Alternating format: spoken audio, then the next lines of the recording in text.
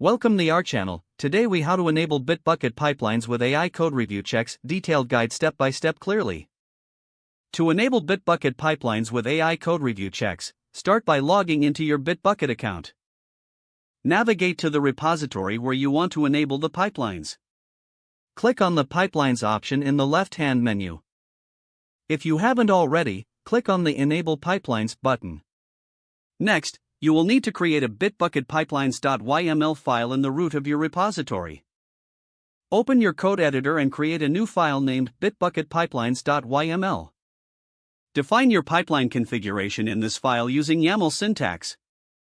Specify your image using the image keyword to define your base Docker image. Next, define the pipelines section to set up your branches. For example, you can configure a default pipeline that runs on every commit to your main branch. Add a step under your pipeline to run your AI code review checks. To set up AI code review, integrate a service or tool that supports AI functionalities.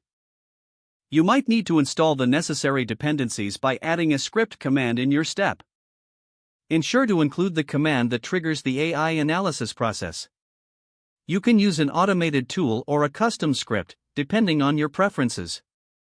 After defining the steps, save your changes to the bitbucketpipelines.yml file. Commit and push this file to your repository. Once pushed, navigate back to your pipeline section to see the pipeline triggered. Monitor the execution of your pipeline to confirm that AI code review checks are running correctly. If there are issues, check the logs for any errors. You may need to adjust your configuration based on the feedback from the logs. Once your pipelines are successfully running with AI code review checks, you can refine your process over time. This will enhance the overall quality of your code and streamline your development workflow.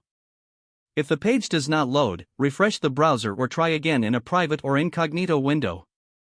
Make sure you are using the correct email address, then retype it carefully to avoid small typos.